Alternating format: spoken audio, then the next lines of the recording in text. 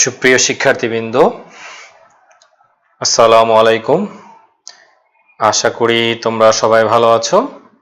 আজকে আমরা ক্লিফটোফেলের পরবর্তী ক্লাস নিয়ে তোমাদের সামনে আসলাম, অর্থাৎ এটা আমাদের ক্লিফটোফেলের 4 নম্বর ক্লাস। সুপ্রিয় শিক্ষার্থীবৃন্দ, ওকে, তাহলে আমরা মোটামুটি সাউন্ড শোনা যাচ্ছে আশা করি। তোমরা কমেন্ট করে একটু জানাও যে সাউন্ড শোনা যাচ্ছে কিনা। আমরা সরাসরি লেকচারে চলে যাব, তার আগে কিছু কথা বলে নিচ্ছি তোমাদের সাথে। ওয়ালাইকুম আসসালাম, আশা করি সবাই তোমরাও ভালো আছো।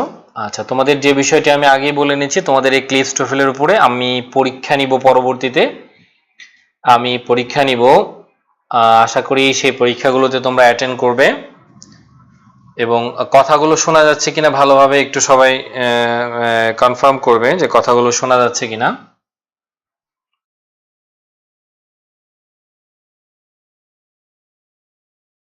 ঠিক আছে, কথাগুলো ঠিক মতো শোনা যাচ্ছে? হ্যাঁ, গুড। আচ্ছা, তাহলে তোমাদের যে বিষয়টি আমি যাচ্ছি, তাহলে সরাসরি ক্লাসেই চলে যাই, ওখানে গিয়েই কথা বলি আমি। এবং তাহলে আমি প্রথমেই আজকে আমাদের লেকচার শুরুর আগে তোমাদের আগের লেকচারগুলো নিয়ে একটু কথা বলবো। 1 মিনিট একটু খেয়াল করো।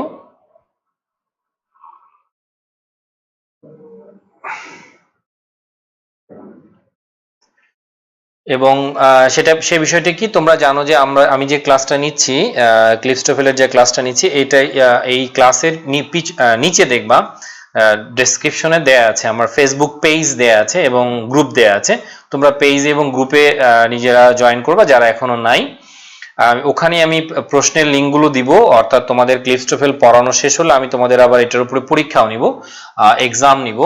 সেই এক্সামগুলোতে তোমরা আশা করি অ্যাটেন্ড করবা এবং তোমাদের নিজেদের যে উন্নতি সেটাও তোমরা বুঝতে পারবে যে তোমরা কতটুকু পারছো বা কোনো সমস্যা হচ্ছে কিনা। সেই বিষয়গুলো নিয়ে আশা করি তোমাদের পাশে থাকবো, আমি চেষ্টা করব। ভোকাবুলারি এক্সামও যদি সম্ভব হয় আমি সেগুলো নেওয়ার চেষ্টা করব। আর আজকে আমরা 4 নাম্বার ক্লাসে করছি এই প্রোনাউন। আজকের ক্লাসটি ইন্টারমিডিয়েট স্টুডেন্টের জন্য কাজে লাগবে, যাদের প্রোনাউন রেফারেন্সিং আছে তাদেরও এটা অনেকটাই কাজে লাগবে। হয়তো প্রোনাউন রেফারেন্সিং এর কিছু কথা ভিন্ন, সেই কথাগুলো তোমরা যদি প্রোনাউন রেফারেন্সিং এর একটা ভিডিও আছে দেখবা, একটা লাইভ ক্লাস আছে, সেটা একটু তোমরা দেখে নিবে। যাই হোক, আমি সরাসরি ক্লাসে চলে যাচ্ছি যে তোমরা পরীক্ষা অ্যাটেন্ড করবা, এটা হচ্ছে মূল বিষয়। তাহলে অনেক কিছু জানতে পারবা।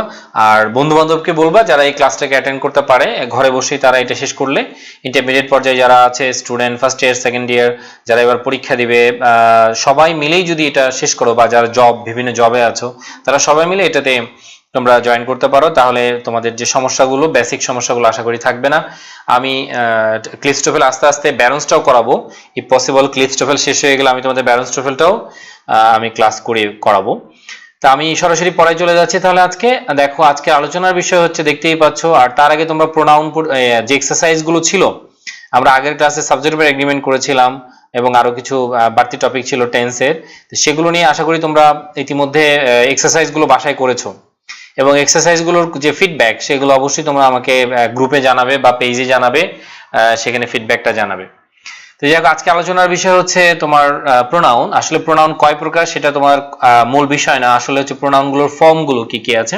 তো এখানে একটা বলেছে দেয়ার আর 5 forms of pronoun in English.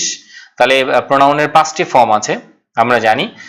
সেটা কি কি, দেখো কি কি পরীক্ষা আসে আমরা একটু দেখে নেই। সেটা হচ্ছে সাবজেক্ট প্রোনাউন, তারপর হচ্ছে কমপ্লিমেন্ট প্রোনাউন, আসলে এটা অবজেক্ট প্রোনাউন, যেটাকে আমরা অবজেক্ট বলি। সেটা আসলে আমরা আগে এই ক্লিফটোফেলের শুরুতে বলেছিলাম যে আসলে এই বইতে আসলে অবজেক্টকে কমপ্লিমেন্ট বলেছেন। এরপর হচ্ছে পসেসিভ প্রোনাউন, পসেসিভ মানে মাই, হিজ, হার, যেটা সেগুলো হচ্ছে পসেসিভ প্রোনাউন। মাইন হচ্ছে পসেসিভ প্রোনাউন, মাইন। তারপরে তোমার আমরা যে ইয়োর্স, এটা হচ্ছে পসেসিভ প্রোনাউন। কিন্তু পসেসিভ অ্যাডজেক্টিভ হচ্ছে মাই। হ্যাঁ, এই দুটোর মধ্যে একটু পার্থক্যটা বুঝে নাও তোমরা। তাহলে মাই হচ্ছে পসেসিভ অ্যাডজেক্টিভ, কিন্তু মাইন হচ্ছে possessive pronoun. That's the difference. তাহলে মাই হচ্ছে পসেসিভ অ্যাডজেক্টিভ, কিন্তু মাইন হচ্ছে পসেসিভ প্রোনাউন। তা আমাদের সবগুলো ব্যবহারই আস্তে আস্তে শিখতে হবে, কারণ বিশ্ববিদ্যালয়ে পরীক্ষায় এমনকি বিশ্ববিদ্যালয় এবং বিভিন্ন ব্যাংক জবে এখান থেকে প্রশ্ন হয় সরাসরি। আবার নিজের স্কিলের জন্য এটা অনেক জরুরি। রিফ্লেক্সিভ প্রোনাউন একইভাবে তোমরা জানো, reflexive pronoun my self, him self, them self, তাহলে এটা আমরা সবাই জানি। সাবজেক্ট প্রোনাউন আমরা জানি আই, ঠিক আছে, আই, উই, হি, শি, দে, ইট, এগুলো সাবজেক্ট প্রোনাউন। আর অবজেক্ট প্রোনাউন কোনগুলো? অবজেক্ট প্রোনাউনটা আমি বলে দিয়েছি, সেগুলো হচ্ছে কি মি, যেমন আই লাভ ইউ, ইউটা হচ্ছে অবজেক্টিভ ফর্ম, ইউটা হচ্ছে অবজেক্টিভ ফর্ম। তো সেগুলো পরীক্ষা কিভাবে আসে আমরা একটু যাই, তাহলে 5টা ফর্মের ইউজ তোমাকে জানতে হবে। তো প্রোনাউন কয় প্রকার সেটা তোমার কোনো প্রয়োজন নাই, বা সেটা খুব বেশি তোমার কাজেও লাগবে না বাস্তব জীবনে।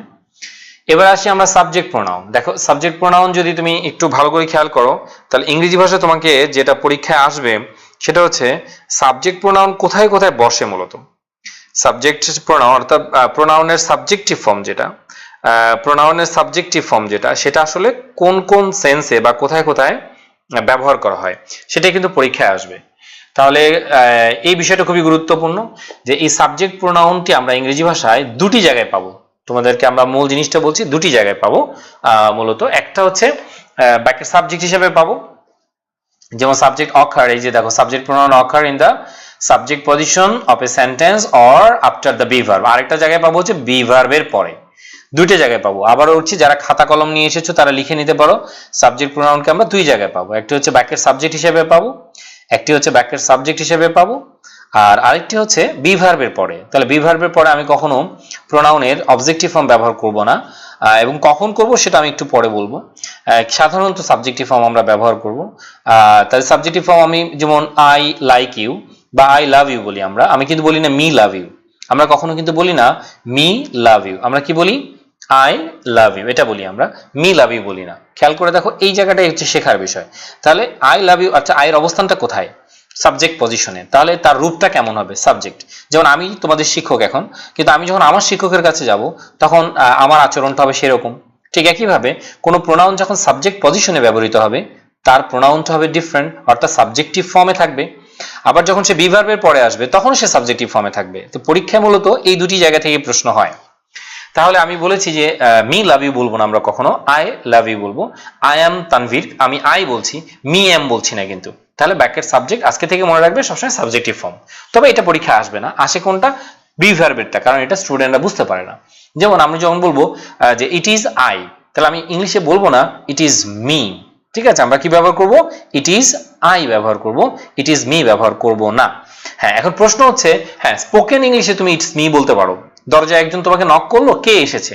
তুমি বলতে পারো আমি, তখন সে বলতে পারো, ইংলিশে বলতে পারো ইটস মি, এটা বলতে পারো। কিন্তু গ্রামাটিক্যালি বা ফর্মাল ল্যাঙ্গুয়েজ ইংলিশে আমরা সেটা শিখবো হচ্ছে ইট ইজ আই।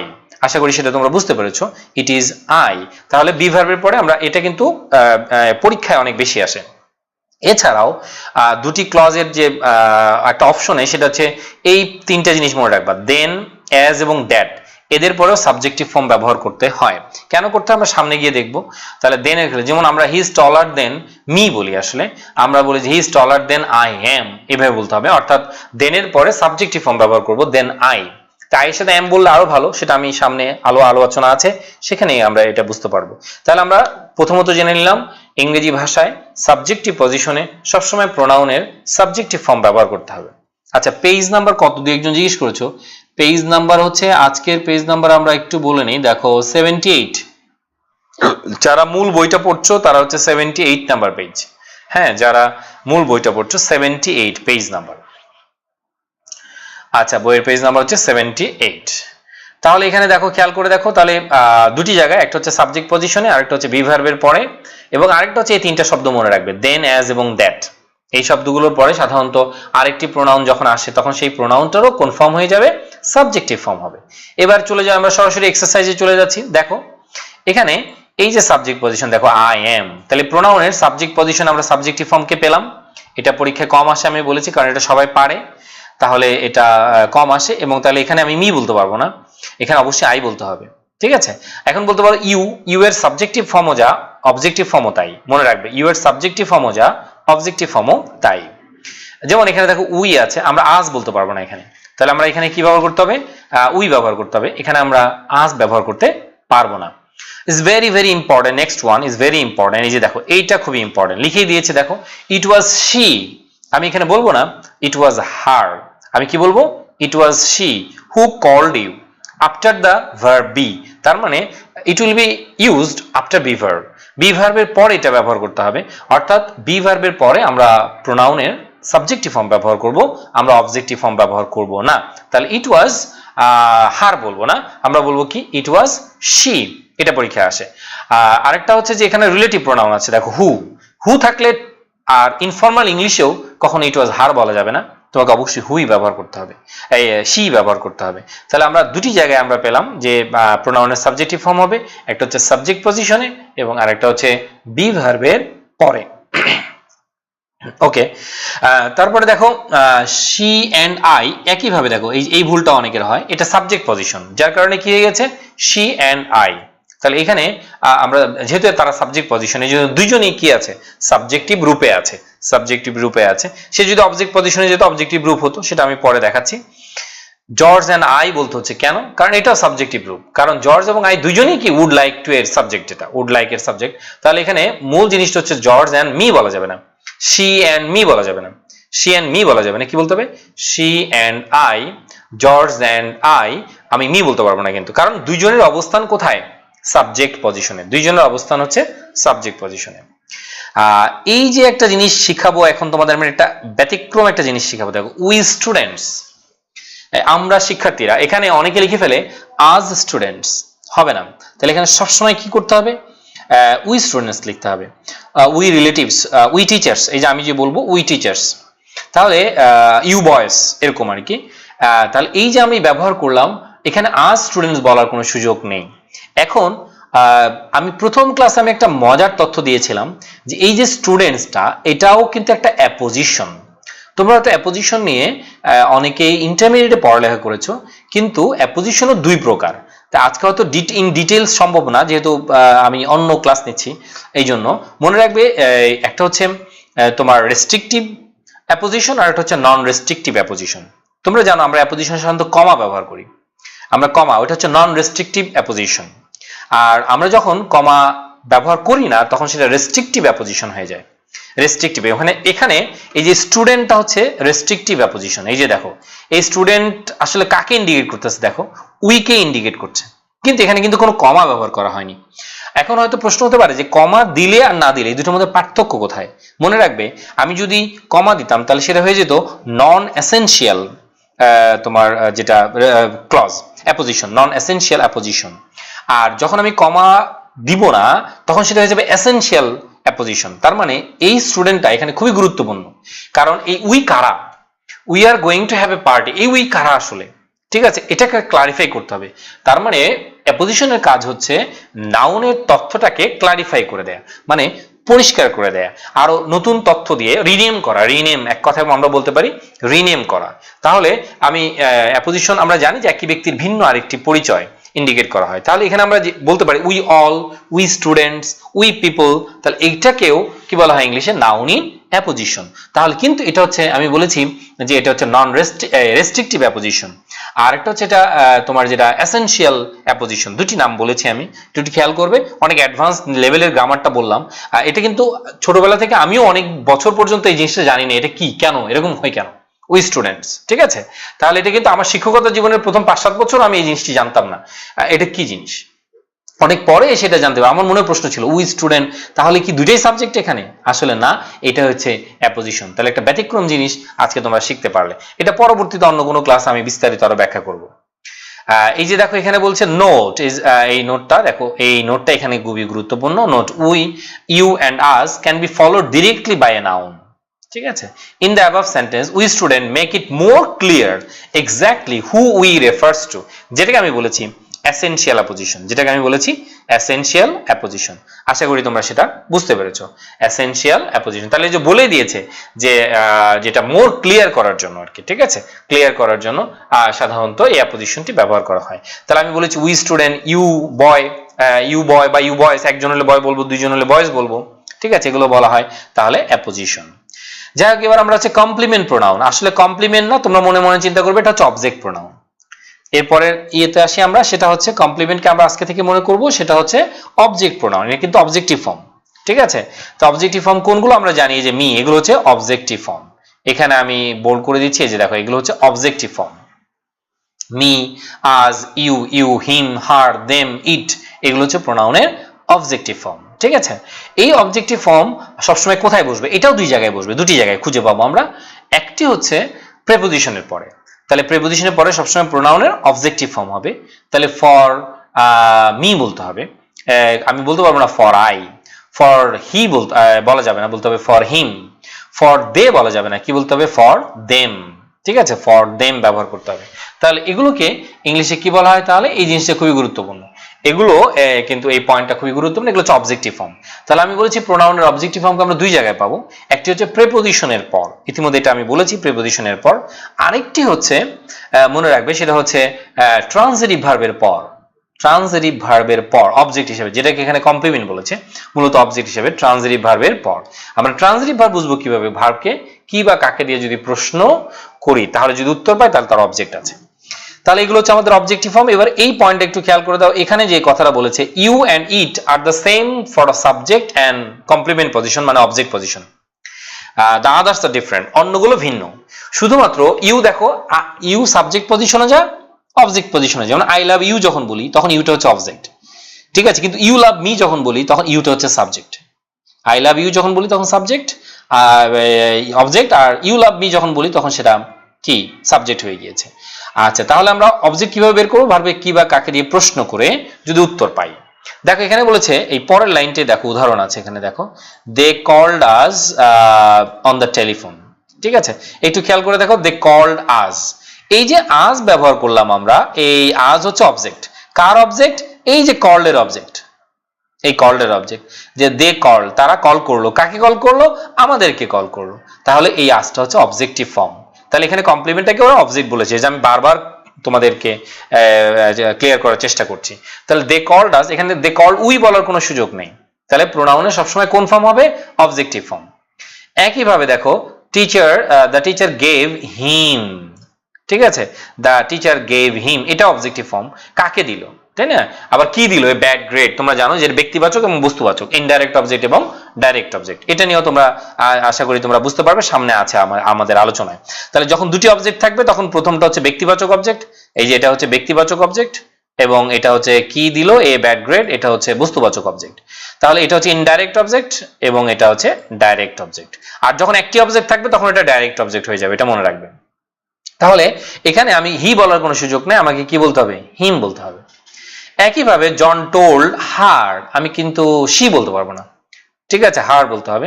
এটাও প্রোনাউনের কোন ফর্ম? আমরা জানি অবজেক্টিভ ফর্ম। তাহলে আমরা প্রোনাউনের দুটি মানে অবজেক্টিভ ফর্মকে কোথায় পেলাম? ট্রান্সিটিভ ভার্বের পরে। আরেকটা পাবো আমি বলেছি প্রেপোজিশনের পরে। এই যে দেখো পরের এক্সাম্পলটাতে যাও, দেখো এখানে কোথায় দেয়া আছে, the policeman was looking for him. এই যে দেখো হিম কার পরে বসেছে? দেখো ফরের পরে বসেছে, প্রেপোজিশনের পরে বসেছে। তাহলে ফর হি বলার কোনো সুযোগ নাই, আমাকে বলতে হবে ফর হিম। ফর দে বলার কোনো সুযোগ নাই, বলতে হবে ফর দেম। ঠিক আছে, ফর আই বলার কোনো সুযোগ নাই, বলতে হবে ফর মি। তাহলে এখানে প্রোনাউনের সবসময় অবজেক্টিভ ফর্ম ব্যবহার করতে হবে।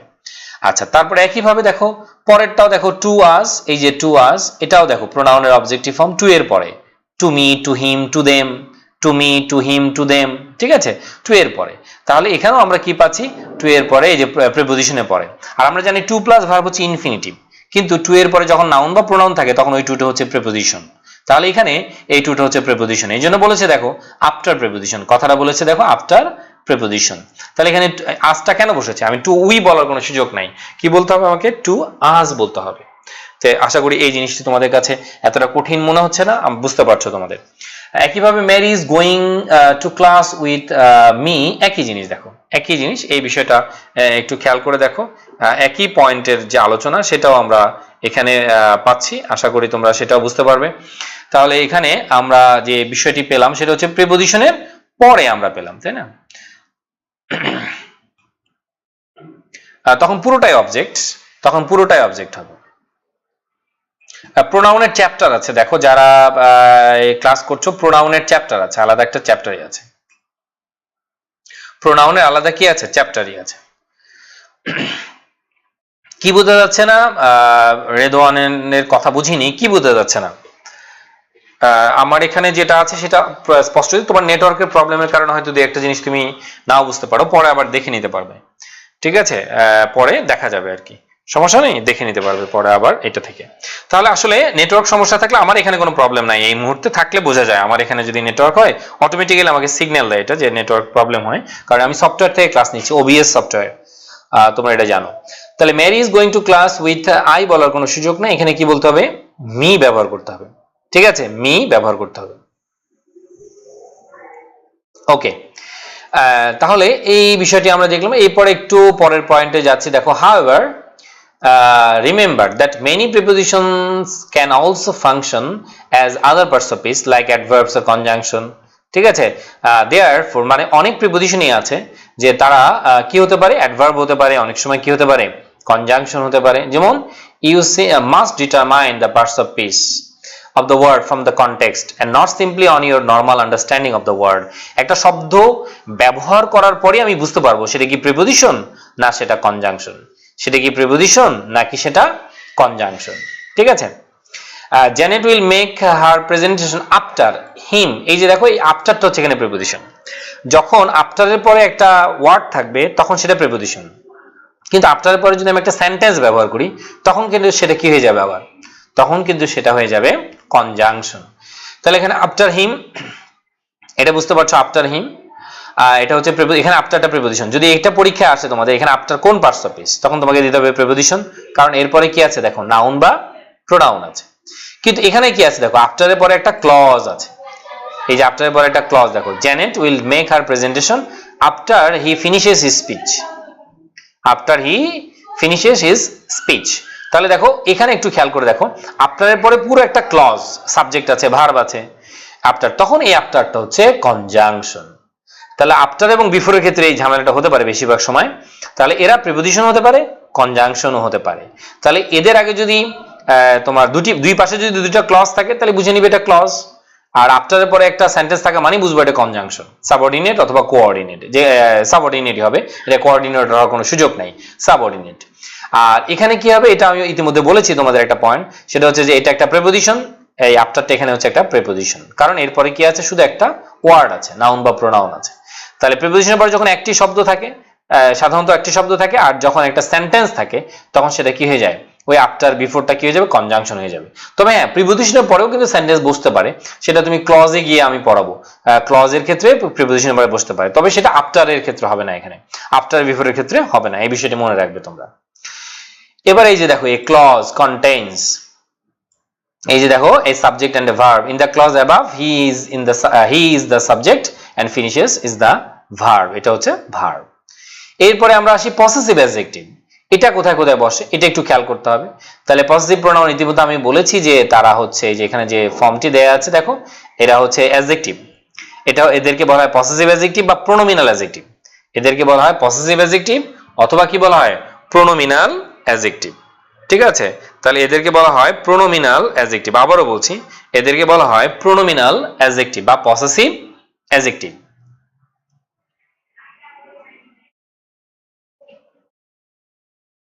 হ্যাঁ, ইউ হবে, ইউটা অবজেক্টিভ ফর্ম, জাহিদ আলী যেটা বললা ইউটা অবজেক্টিভ ফর্ম। ঠিক আছে, I am waiting for you, ইউটা অবজেক্টিভ অবশ্যই হবে, প্রিপোজিশনের পর অবজেক্টিভ ফর্ম, ইউ এর সাবজেক্টিভ রূপও যাও, অবজেক্টিভ রূপও তাই। ঠিক আছে, কিন্তু হি বলতে পারবে না, হিম বলতে হবে। আমি বলেছি অবজেক্টিভ ফর্ম দুটি জায়গায় বসে, একটি হচ্ছে ট্রান্সিটিভ ভার্বের পরে আর একটা হচ্ছে প্রিপোজিশনের পরে। ঠিক আছে, অবশ্যই ইউ হবে, কারণ ইউ সাবজেক্ট আর অবজেক্ট সেম ফর্ম। আচ্ছা, এগুলো হচ্ছে অ্যাডজেক্টিভ, তাহলে এরা নাউন ছাড়া বসে না, এদেরকে বলা আবার ডিটারমিনারও বলা হয়। তাহলে এদের পাশে যাদের কাছে বই আছে, বইয়ের পাশে একটু লিখে নাও, মাই, হিজ, হার, ইওর, দেয়ার, এগুলোকে কি বলা হয়, এগুলোকে ডিটারমিনারও বলা হয়, এগুলোকে কি বলা হয়, ডিটারমিনার বলা হয়। ঠিক আছে, আবার এরা নাউন ছাড়া বসতে পারবে না কখনো, এবং এরা পসেসিভ অ্যাডজেক্টিভ, নট প্রোনাউন, এরা অ্যাডজেক্টিভ। তাহলে এখানে কিন্তু পরীক্ষায় আসতে পারে আর কি। এমনকি লিখে রাখো এই পসেসিভ অ্যাডজেক্টিভের পরে ভার্ব প্লাস আইএনজিও বসতে পারে। তাহলে আর একটা পয়েন্ট একটু লিখে নাও, মাই, হিজ, হার, ইওর, দেয়ার, এদের পরে ভার্ব প্লাস আইএনজিও তুমি ব্যবহার করতে পারবে। তাহলে my teaching, my dancing, my playing, তাহলে মাই শব্দটি কিন্তু নাউন ছাড়া বসবে না। You are my friend, my friend, আমি যদি শুধু বলি ইউ আর মাই তাহলে কিন্তু কোনো অর্থ প্রকাশ করবে না। তাহলে মাই শব্দটি কখনই নাউন ছাড়া বসে না, কারণ তারা ডিটারমিনার অ্যাজ ওয়েল অ্যাজ, আমি বলেছি এটা পসেসিভ অ্যাডজেক্টিভ, কারণ সকল ডিটারমিনার অ্যাডজেক্টিভ কিন্তু সকল অ্যাডজেক্টিভ ডিটারমিনার নয়। যেটা আমরা আগে বলেছিলাম আমি। তাহলে এখানে এই মাই, হিজ, হার, ইওর, দ্যাট এরা নাউন ছাড়া বসবে না। আবার এদের পরে ভার্ব প্লাস আইএনজিও বসতে পারে, সেটাও বলেছি। Note, possessive adjective are use to refers part of the body. একটা বডি বুঝাতেও, যেমন মাই হ্যান্ড, হার্ট, এগুলো বুঝাতেও এটা ব্যবহার করা হয়। সেটা নিয়ে এত বিস্তারিত তোমার দরকার নেই। এই যে দেখো হিজ ডিনার, দেখো হি ডিনার বা হিম ডিনার বলা যাবে না, হিজ ডিনার বলতে হবে। কারণ কি, হিজের পরে দেখো একটা নাউন আছে, ডিনারটা হচ্ছে নাউন, ডিনারটা হচ্ছে নাউন, আর এটা হচ্ছে ডিটারমিনার বা অ্যাডজেক্টিভ। মাই বুক, দেখো মায়ের পরে কি আছে, দেখো নাউন আছে এখানে, মাই বুক। একইভাবে দেখো ইটস ফুড, দেখো একইভাবে ইটস ফুড, এখানে আইটিএস যদি এখানে অ্যাপোস্ট্রফি হতো, এখানে যদি অ্যাপোস্ট্রফি হতো, মনে রাখবা, এখানে যদি অ্যাপোস্ট্রফি ব্যবহার করতো তাহলে সেটা হয়ে যেত ইট ইজ বা ইট হ্যাজ। এখানে যদি অ্যাপোস্ট্রফি হতো তাহলে এখানে হয়ে যেত ইট ইজ অথবা ইট হ্যাজ। কিন্তু যখন আইটিএস বলবা, এই ইটস হচ্ছে পসেসিভ অ্যাডজেক্টিভ, এই যে এখানে আছে, দেখো এখানে আছে ইটস আইটিএস, তাহলে এটা ভুল যাতে না হয়, আইটিএস হচ্ছে অ্যাডজেক্টিভ। কিন্তু যখন আমি অ্যাপোস্ট্রফি দিব, যখন আমি অ্যাপোস্ট্রফি ব্যবহার করব, তখন কিন্তু সেটা আবার ডিফারেন্ট হয়ে যাবে। তখন সেটা হয়ে যাবে ইট ইজ বা ইট হ্যাজ, তখন ইজটা ভার্ব হয়ে যাবে, ইটটা তখন প্রোনাউন মানে সাবজেক্টিভ ফর্ম হয়ে যাবে।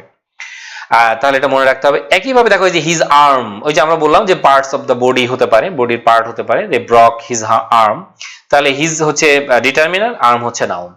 এরপরে দেখো একইভাবে হার হোমওয়ার্ক, হার হোমওয়ার্ক, তাহলে তারা একা বসতে পারে না, নাউন ছাড়া কখনই বসতে পারে না। তাহলে পসেসিভ অ্যাডজেক্টিভ গুলো নাউন ছাড়া বসতে পারে না। যেমন মাই ফুড, তুমি বলতে পারবে না যে মাই ইজ কোল্ড, এটা বলার কোনো সুযোগ নাই, ডেফিনেটলি তোমাকে বলতে হবে মাই ফুড। ঠিক আছে, তাহলে যে কোনো পসেসিভ অ্যাডজেক্টিভ নাউন ছাড়া বসবে না, মনে রাখতে হবে।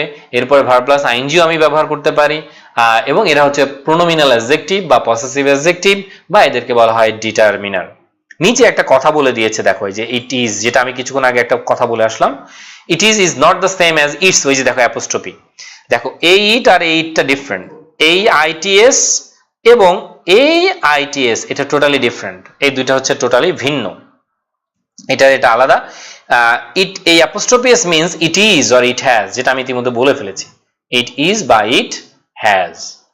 কিন্তু এবার আমরা আসি, এটা হচ্ছে পসেসিভ প্রোনাউন, সে একা বসতে পারে। এবার আমরা আসবো পসেসিভ প্রোনাউন যেগুলো, সেগুলো কিন্তু একা বসতে পারে।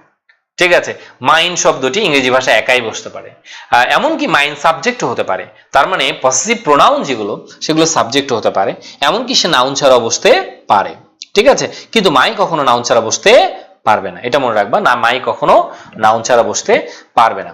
যেমন এখানে আসলে মাইন শব্দটা তৈরি হয়েছে কিভাবে, এই যে মাই প্লাস নাউন, দেখছো মাই আর নাউন মিলেই হচ্ছে মাইন, মাই আর নাউন মিলেই হচ্ছে তোমার মাইন। যেমন মাই বুক, তুমি বলতে পারো this book is mine, this book is mine.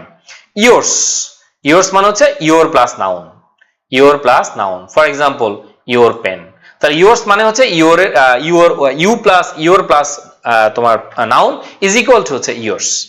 একইভাবে হার্স, এই যে দেখো এখানে হার্স বলেছি, হার্স, হার প্লাস নাউন, তাহলে এই হচ্ছে পসেসিভ প্রোনাউন, এগুলো হচ্ছে পসেসিভ প্রোনাউন। এই যে তিনটা যেটা আমি বললাম, এটা হচ্ছে possessive pronoun, mine, yours, hers, আর এগুলো হচ্ছে পসেসিভ অ্যাডজেক্টিভ যারা নাউন ছাড়া বসে না। এই যে দেখো মাই, এগুলো হচ্ছে নাউন ছাড়া বসে না। ঠিক আছে, এবার আসো এগুলো কোথায় কোথায় আমরা ব্যবহার করতে পারবো, এবং কি তারা সাবজেক্ট ফর্ম হতে পারে, এরপরে নাউন থাকতেও পারে, উজ্জ্বল থাকতে পারে, থাকতেও পারে। এই যে দেখো দিস ইজ মাই বুক, দেখো দিস ইজ মাই বুক, কিন্তু this is mine, this is my book, this is mine, তাহলে মাইন শব্দটি কিন্তু ইংরেজি ভাষায় কি হলো, এখানে একা বসতে পারে। আর দিস ইজ মাই বুক, এটাও বুঝতে পেরেছো আশা করি, মাই বুক। ইয়োর টিচার, এই যে দেখো ইয়োর টিচার, কিন্তু তারপরে এজ এর পরে দেখো আরেকটা সাবজেক্টিভ ফর্ম হিজ টিচার, তোমার সাবজেক্টিভ বলতে এটা সাবজেক্ট, হিজ টিচার মানে ওই যে is the same as his teacher. আর এই হিজ হচ্ছে কি, দেখো হিজ হচ্ছে ডিটারমিনার, এই টিচার হচ্ছে নাউন, টিচার হচ্ছে নাউন। ইয়োর্স, এই যে ইয়োর্স মানে হচ্ছে এখানে একটা ইয়ে আছে, দেখো ইয়োর টিচারটা আছে, এখানে টিচারটা উজ্জ্বল আছে, yours is the same as his, এই হিজ মানে হিজ টিচার, এই হিজের পরে তাহলে ইয়োর্স মানে এটা হচ্ছে প্রোনাউন, এটা প্রোনাউন, এই যে পসেসিভ অ্যাডজেক্টিভ, এটা হচ্ছে পসেসিভ প্রোনাউন, দেখো এই জন্য একাই বসতে পারে, ইয়োর্স একাই বসতে পারে। Is the same as his, দেখো এখানে হিজ টিচার কিন্তু আছে, উজ্জ্বল আছে, কারণ এটা পসেসিভ অ্যাডজেক্টিভ। তাহলে এই প্রোনাউন, পসেসিভ প্রোনাউন গুলো একাই বসতে পারে, এই বিষয়টি মনে রাখবে। একইভাবে দেখো ওই যে হার ড্রেস, হার ড্রেস, তাহলে এখানে কি হয়ে যাবে, উল্টা দিলে আমি হয়ে যাবে মাই ড্রেস। কিন্তু এখানে যখন আমি বলবো হার্স, তখন কিন্তু আমি ড্রেস আর বলিনি, দেখো তখন আমি কিন্তু ড্রেসটা ব্যবহার করিনি। একইভাবে দেখো মাইন, যখন মাইন বলছি তখন কিন্তু মাই প্লাস নাউনটি আমি আর বলছি না, তাহলে মাইন হলে পরে আর নাউন ব্যবহার করার কোনো প্রয়োজন নেই। একইভাবে দেখো আওয়ার বুকস আর হ্যাভি, আমি শুধু এটুকুই বললাম আওয়ার্স আর হ্যাভি, তার মানে বইটা এখানে উজ্জ্ব আছে, ঠিক আছে, বইটা এখানে উজ্জ্ব আছে, আওয়ার প্লাস বুকস। একইভাবে দেয়ার কোর্স, সেম জিনিসটাই আমি বলছি দেয়ার্স, সেম জিনিসটাই আমি এখানে কি বলছি দেয়ার্স, এটা মনে রাখবে। আই ফরগট মাই হোমওয়ার্ক, দেখো determiner plus noun, homework determiner plus noun. তাহলে কিন্তু দেখো আই ফরগট মাইন, এই যে দেখো মাইন একা বসতে পারে, মাইন কি হতে পারে একা বসতে পারে, ঠিক আছে। যাই হোক, তাহলে বুঝতে পেরেছো আশা করি। এরপরে হচ্ছে তাহলে আমরা এখানে একটু সামারি করে নিই, যেটা পসেসিভ অ্যাডজেক্টিভ যেটা সেটা নাউন ছাড়া বসবে না, আর যেটা পসেসিভ প্রোনাউন সেটা নাউন ছাড়া বসবে, ব্যবহৃত হবে। দেন রিফ্লেক্সিভ প্রোনাউন, আমরা জানি অল্প কিছু রিফ্লেক্সিভ প্রোনাউন আছে, এটা যদি খুব একটা আসে না আমি জাস্ট একটু পড়িয়ে দিচ্ছি, এটাতে কম প্রশ্ন হয়, তবুও প্রশ্ন হয়। মাই সেলফ, দেখো এই যে আই হচ্ছে মাই সেলফ, তারপর ইউ হচ্ছে ইউর সেলফ, হিম হচ্ছে হিম সেলফ, হার হচ্ছে হার সেলফ, ইট হচ্ছে ইট সেলফ, আওয়ার হচ্ছে আওয়ার সেলফস, ইয়োর হচ্ছে ইয়োর সেলফস। কেন? এটা হচ্ছে প্লুরাল, তোমরা যারা, দেমসেলভস। কিন্তু অনেকে ভুলে কতগুলো প্রোনাউনি ফর্ম ব্যবহার করে, দেখো এই যেখানে আছে যখন প্লুরাল হয়ে যায় the self changes into selves, কিন্তু যে ভুলগুলো হয়, হ্যাঁ হিমসেলফ আছে, ইট সেলফ আছে, দেম সেলফ আছে, কিন্তু দেখো এই দুইটি জিনিস অনেকেই মনে করে এই দুইটা আছে, কিন্তু ইংরেজিতে এই দুটি শব্দ নাই। কি কি দেখো, his self and their selves, এটা নাই। হিজ সেলফস এবং দেয়ার সেলফ বলতে কোনো শব্দ ইংরেজিতে নাই, সো দে আর ইনকারেক্ট, তাহলে এগুলো হচ্ছে ইনকারেক্ট, ভুল। ওকে, এবার আমরা আসি, দেখো জন বট হিম এ কার, এই দেখো হিমটা হচ্ছে অবজেক্টিভ ফর্ম, জন বট হিম এ কার, হিমটা হচ্ছে অ্যানাদার পারসন, হিমটা হচ্ছে অবজেক্টিভ ফর্ম। কিন্তু সে জন বট হিম এ নিউ কার, সে তার জন্য একটা গাড়ি কিনলো, এটা সে নিজের জন্য না, কিন্তু জন বট হিম এটা আরেকজনের, হিমটা জন একজন, হিম আরেকজন, কিন্তু যখনই বলতেছে জন বট হিমসেলফ, তখন আসলে এই হিমসেলফটা রেফার করতেছে কাকে? জনকে। এখানে আছে দেখো জনকে ইন্ডিকেট করছে, ঠিক আছে, তাহলে বুঝতে পেরেছো জনকে ইন্ডিকেট করছে। তাহলে John bought himself a new car, himself is equal to John, এটাই হচ্ছে রিফ্লেক্সিভ প্রোনাউন, যেমন I myself, he himself, they themselves, এগুলো হচ্ছে রিফ্লেক্সিভ প্রোনাউন। যেমন দেখো আই ওয়াস্ট মাই সেলফ, ঠিক আছে, রিফ্লেক্সিভ প্রোনাউন। তারপর he send to the letter to himself, নিজে গিয়ে মেসেজ পাঠিয়েছে, অনেক সময় বিভিন্ন প্রয়োজনে তুমি তোমার মোবাইল থেকে তোমার নিজের মোবাইলে আরেকটা মেসেজ পাঠিয়ে রাখো, এরকম, তাহলে টু হিমসেলফ হয়ে গিয়েছে। শি সার্ভড হারসেলফ, কারণ শি আছে, এখানে দিয়ে দিবি কি হিজ সেলফ দিয়ে দিবে, ভুলটা খেয়াল করবা, হি হলে হিমসেলফ হবে, এখানে কিন্তু হি হলে হারসেলফ হবে না, ঠিক আছে, আবার শি হলে হিমসেলফ হবে না, হারসেলফ হবে। উই হলে কি হয়ে যাবে? Our self. অথবা প্রোনাউনের এগ্রিমেন্টটা তোমাকে খেয়াল করতে হবে, প্রোনাউনের এগ্রিমেন্টটাও খেয়াল করবা। They are talking among themselves, এই যে দেখো নিজেদের মধ্যে আর কি। তারপরে দেখো difference for your self, you can see the difference for your selves. But reflexive pronoun, এটা একটু পরে দেখো, এখানে কিছু শেখার আছে। দেখো reflexive pronoun can also be used for emphasis, জোর দেওয়ার জন্য, তোমার এমফ্যাসিস করার জন্য তোমার রিফ্লেক্সিভ প্রোনাউন ব্যবহার করা হয়। This means that the subject did the action alone, তখন এটাকে ইন্ডিকেট করা হয় সাবজেক্ট একাকী কাজটি করেছে। In this case it normally follows the subject, তখন সে সাবজেক্টের পরেই বসে, ঠিক পরেই বসে। তাহলে এখানে বলছে যে উই হার্ড আওয়ার সেলফ, বা এটা ব্যাকে পরেও চলে যেতে পারে, কিন্তু এটা খেয়াল করে দেখো, আমি নিজেই, জোর দেওয়ার জন্য আমি নিজেই করছি, অন্য কেউ করেনি, আমি নিজেই করেছি, আই মাই সেলফ। তারপরে দেখো হি হিমসেলফ, ঠিক আছে, নিজেই করেছে, অন্য কেউ করেনি। শি প্রিপেয়ার দ্য 9 কোর্স মিল, সে নিজেই, শি হারসেলফ নিজেই করেছে। স্টুডেন্ট নিজেই করেছে, তাহলে কি হবে? দেমসেলভস। তারপর ইউ ইয়োরসেলফ, নিজেই, এটা এমফ্যাসিস করার জন্য, জোর দেওয়ার জন্য এটা ব্যবহার করা হচ্ছে। একইভাবে জন হিমসেলফ, সে নিজেই বট দিস গিফট, সে নিজেই নিজের জন্য বা প্রয়োজনে গিফটটা কিনলো, তাহলে এই হিমসেলফটা রিফ্লেক্সিভ প্রোনাউন। তাহলে এটা হচ্ছে জোর দেওয়ার জন্য, আর আগেরটা হচ্ছে তোমরা বুঝতেই পেরেছো যে জাস্ট রিফ্লেক্ট করার জন্য। এই যে এখানে লিখে দিয়েছে নোট, একটা কথা নোট, এই জিনিসটি খুবই important. Note, by plus reflexive pronoun can also mean alone, তুমি বাই দিয়েও রিফ্লেক্সিভ প্রোনাউন ব্যবহার করতে পারো একাকী বোঝানোর জন্য, যেটা তুমি সাবজেক্টের পরে ব্যবহার না করে তুমি একাকী ব্যবহার করতে পারো। যেমন John washed the dishes by himself, এটা is equal to John wash the dishes alone, এই অ্যালোনের বিপরীত তোমার একই মিনিং এ আমি এখানে বাই হিমসেলফ ব্যবহার করতে পারি, বাই প্লাস রিফ্লেক্সিভ প্রোনাউন। তাহলে by plus reflexive pronoun is equal to alone, এটা মনে রাখবা। তাহলে by plus reflexive pronoun is equal to alone. ঠিক আছে, তাহলে এটা পড়ে। এখন আমরা কিছু এক্সারসাইজে যাই, আমি 2-3টা এক্সারসাইজ একটু করিয়ে দিই তোমাদের, 2-3টা এক্সারসাইজ করাই। হ্যাঁ, হিম অবশ্যই অবজেক্ট। ঠিক আছে, এখানে হিমটা হচ্ছে object, indirect object. John bought him a new car, এটা হচ্ছে অবজেক্ট। অবশ্যই ট্রান্সিটিভ ভার্ব না এটা, তাহলে এটা তো অবশ্যই অবজেক্ট হবে আর কি। আচ্ছা, এরপরে দেখো আই গো টু স্কুল, এটা এক্সারসাইজ, আমি 2-3টা এক্সারসাইজ করিয়ে দিচ্ছি। দেখো I go to school with he হবে না হিম হবে? দেখো অবশ্যই উইথ আছে, দেখো তার আগের শব্দটা কি আছে, দেখো প্রিপোজিশন, তাহলে প্রিপোজিশনের পরে কি হবে? অবশ্যই অবজেক্টিভ ফর্ম হবে। তাহলে I go to school with he হবে না, কি হয়ে যাবে? With him. কি হবে? With him. ওকে, তারপরে দেখো I see she herself at the, তাহলে আই সি কি হবে? হার, এই যে objective form, I see her, I see her. ঠিক আছে, মাঝখানে আমি দেখাচ্ছি যে এটা করাইছি তোমাদের। দেখো আমরা মেয়েরা are going to campaign over the weekend, দেখো আমরা মেয়েরা, আজ গার্লস বলা যাবে না, কি বলতে হবে? দেখো উই গার্লস, কি বলতে হবে? We girls. তাহলে এই এক্সারসাইজটা করে নিবে, এই এক্সারসাইজ অ্যান্সার পিছনের দিকে আছে, একটু খুঁজলে তোমরা অ্যান্সার পেয়ে যাবা। তাহলে এই যে এটা হচ্ছে এক্সারসাইজ 12, তোমরা নিজে নিজে ঘরে করে ফেলবা, করে অ্যান্সারগুলো মিলাবা। এই যে এতক্ষণ যা পড়ালাম এটা আরেকবার একটু তুমি রিডিং পড়লা আমার পড়াগুলো, তারপরে তুমি এটা মিলাবা। যেমন দেখো মেরি অ্যান্ড আই হবে, এখানে মি হবে না, কেন? কারণ তারা সাবজেক্ট। মেরি অ্যান্ড মি বলা যাবে না, কারণ তারা সাবজেক্ট। ঠিক আছে, এটা বুঝতে হবে সাবজেক্ট কিনা। তাহলে সাবজেক্ট যদি হয় তাহলে ডেফিনেটলি সাবজেক্টিভ ফর্ম হবে, আর অবজেক্ট যদি হয় তাহলে ডেফিনেটলি কি হয়ে যাবে? অবজেক্টিভ ফর্ম হয়ে যাবে। তা আজকে খুব বেশিক্ষণ না, যেহেতু তোমাদের লোডের একটা বিষয় থাকে, অনেকে রিকোয়েস্ট করেছে 45 মিনিটের উপরে ক্লাস নিলে লোড হয়, মানে তোমার ক্লাস করাটা টাফ হয়ে যায়। আজকে খুব বেশি নিব না, তোমার 45 থেকে 50 মিনিট। হ্যাঁ, ওকে। তাহলে দেখো এবার আমরা আসি খুবই গুরুত্বপূর্ণ, যেটা তোমার জন্য, তোমার রাইটিং স্কিলের জন্য, ইউনিভার্সিটিতে ভর্তির জন্য, বিসিএস এর জন্য, সবার জন্য এই নিয়মটা গুরুত্বপূর্ণ।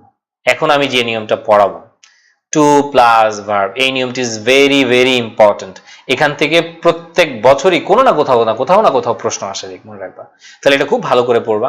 সেটা কি? আমরা জানি ইনফিনিটিভ কাকে বলে, টু প্লাস ভার্বকে ইংলিশে বলা হয় ইনফিনিটিভ, আর টু এর পরে যখন নাউন বা প্রোনাউন হবে তখন টুটাকে বলা হচ্ছে প্রিপোজিশন। ঠিক আছে, তাহলে এই যে in the infinitive and sometime is must be in the gerund verb plus ING form, the following verbs are always followed by the infinitive if the complement is a verb.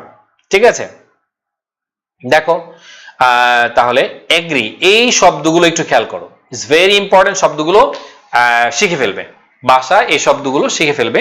আমার একটা মজার কবিতাও আছে, পারলে তোমরা কবিতাটা আমাদের পেজ থেকে, বা আমার একটা বই আছে গল্পের কবিতা ইংলিশ গ্রামার, মাত্র 60 টাকা দাম, কিন্তু সমস্ত কবিতা ওর মধ্যে আছে, তোমরা এটা সংগ্রহ করতে পারো। আই থিঙ্ক তোমাদের এটা অনেক কাজে লাগবে আর কি। ঠিক আছে, সেটা কি? তাহলে এমন কিছু ভার্ব ইংরেজিতে আছে যাদের পরে সবসময় টু প্লাস ভার্ব ব্যবহার করতে হয়, দ্যাট ইজ কল ইনফিনিটিভ ব্যবহার করতে হয়। তাহলে এই ভার্বগুলো বারবার পড়ে ফেলবা। আমি কবিতাটা 2-1 লাইন শোনাই তোমাদের, যাদের পরে টু বসে। কবিতাটা খুবই মজার, কবিতাটা হচ্ছে তোমার বুক ভরা ভালোবাসা, ভালোবাসার একটা কবিতা, বুক ভরা ভালোবাসা। দেখো সিদ্ধান্ত নিয়েছিলাম, ভার্বটা খেয়াল করো, ডিসাইড। সিদ্ধান্ত নিয়েছিলাম, প্রতিজ্ঞাও করেছিলাম, পরিকল্পনাও ছিল, ভালোবাসবো না আর কখনো। তাহলে দেখো সিদ্ধান্ত নিয়েছিলাম, প্রতিজ্ঞাও করেছিলাম, পরিকল্পনাও ছিল, ভালোবাসবো না আর কখনো।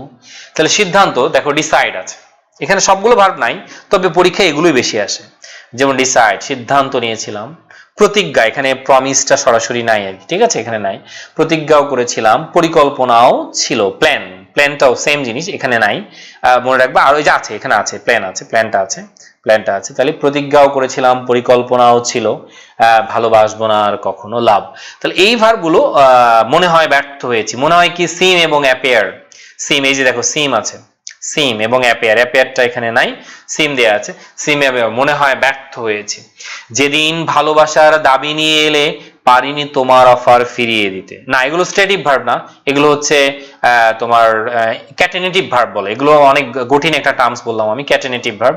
মূলত এই ভার্বগুলোর পরে টু প্লাস ভার্ব বসে, এগুলো কিন্তু স্ট্যাটিভ না। স্ট্যাটিভ ভার্ব আগে পড়িয়েছি তোমাদের, ক্লিপসেই ছিল, তোমাদের আগে পড়িয়েছি, 57 নাম্বার পেজে ক্লিপস আছে, ক্লিপস ছিল। এগুলো স্ট্যাটিক ভার্ব নয়, এই ভার্বগুলোর পরে ইনফিনিটিভ বসে। আর আমি যে কবিতাটা বললাম সেটাও তাদের পরে ইনফিনিটিভ বসে, বুক ভরা ভালোবাসা। ঠিক আছে, এটা আরেকটা কবিতা বললাম, ভিন্ন একটা। ঠিক আছে, তুমি কবিতাটা পরে গুগল থেকে দেখে নিবা, তোমার ফেসবুক পেজে আছে। তার সিদ্ধান্ত নিয়েছিলাম, প্রতিজ্ঞাও করেছিলাম, ভিডিও আছে। ও আচ্ছা, মেবি তোমাদের ইউটিউবে দিয়েছি কিনা আমি ভুলে গেছি, মনে হয় আছে। সিদ্ধান্ত নিয়েছিলাম, প্রতিজ্ঞাও করেছিলাম, পরিকল্পনাও ছিল, ভালোবাসবো না আর কখনো, মনে হয় ব্যর্থ হয়েছি। ব্যর্থ হওয়ার ইংরেজি কি? ফেইল। আর মনে হয় কি? সিম বা অ্যাপিয়ার। যেদিন ভালোবাসার দাবি নিয়ে এলে, যেদিন কি যে ভালোবাসার দাবি নিয়ে এসে কি ডিমান্ড, ক্লেম, যেদিন ভালোবাসার দাবি নিয়ে এলে পারিনি তোমার অফার ফিরিয়ে দিতে। তাহলে অফার টু, ঠিক আছে, তাহলে ফিরিয়ে দেওয়া, রিফিউজ টু, পারিনি তোমার অফার ফিরিয়ে দিতে।